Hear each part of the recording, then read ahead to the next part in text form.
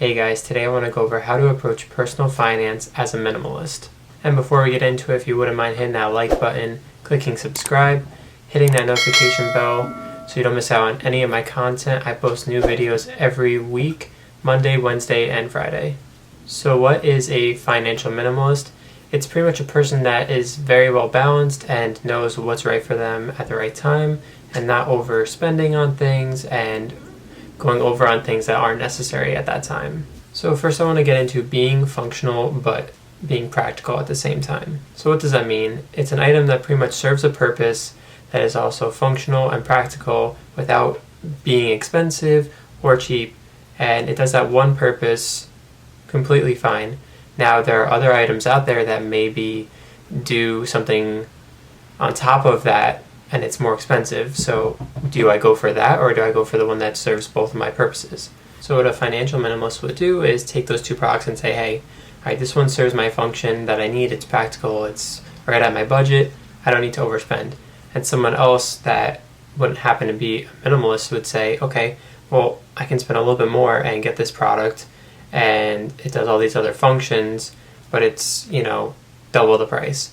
Well, I only need it for one function, so I'm going to pick that one. So for example, let's use a car. So we know that cars are very expensive, but you don't always have to spend a lot of money on a car necessarily. What is your purpose for the car?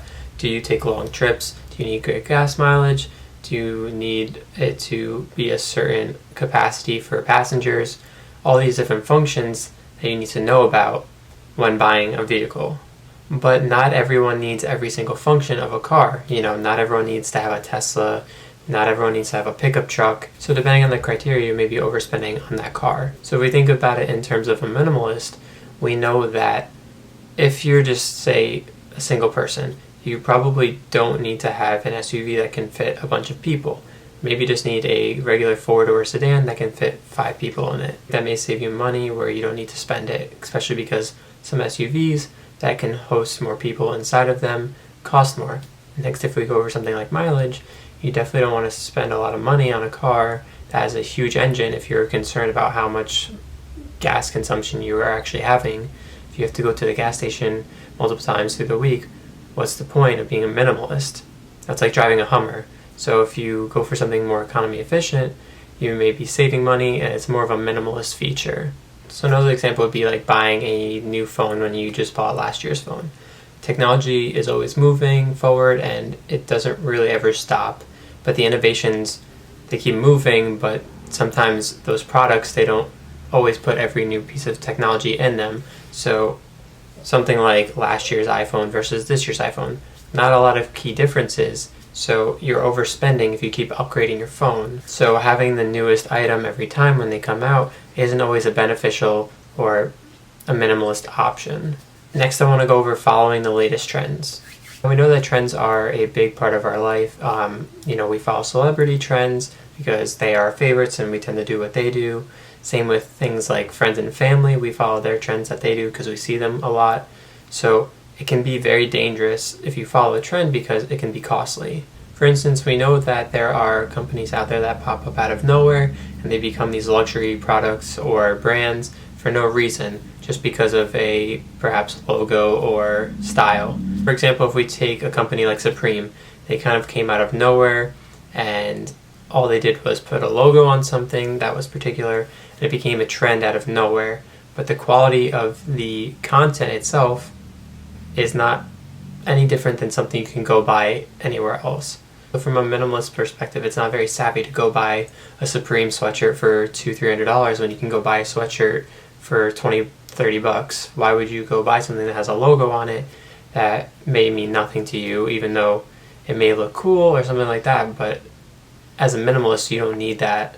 You can go spend your money elsewhere or save it. So one way to stop following those trends is to get to my next point, which is social media. If you didn't notice already, being on social media can be a big struggle to becoming a financial minimalist. So why is this an issue for minimalists? Well, if you think about it, social media is a platform that is trying to get as much reach and engagement as possible. So for instance, if you're on like Facebook or something and you're scrolling by, every time you scroll a few times, you're going to see a new advertisement for something that you probably don't even need, but it kind of triggers in your mind like, hey, maybe I do want this.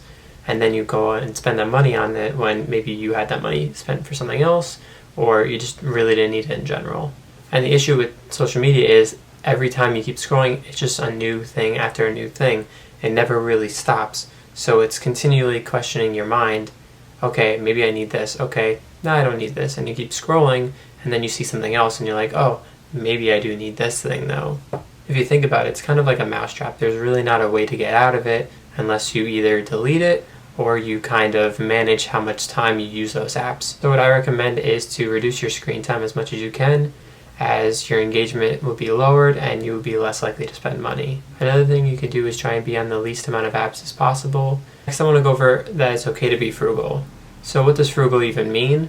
So to be frugal pretty much means that you are sparing with your money and you don't really give it out or use as much as one normally does. You're very conscious of where your money goes and what it does. Someone that would be frugal would be someone that would not want to go out a lot and spend money on food and other things that aren't necessary. Don't be afraid to be the one that doesn't go out a lot and spend a lot of money on food and other items. Go stay inside, make your own food, save money. Don't go spend things like money on movies and games and stuff like that that are a waste of your money and you think can go somewhere else that's better. And there's no shame for the people that still want to live at home and save money. You're saving money on rent, you're saving money on food and other unnecessary things that most people will spend when they live out on their own. There's nothing wrong with making those smarter and wiser decisions that most people would just blatantly ignore. Now I know it can be super tempting to live out on your own and get your own apartment and stuff like that, but there are so many opportunities that are out there that don't even require that. Maybe don't live on your own and find a roommate. That way you save half of your money. Thanks for watching, guys, and before you go, don't forget to hit the like button, subscribe, and hit that notification bell. Also, at the end of the month, I do have a monthly giveaway. If you want to know more about it, check the details in the description below.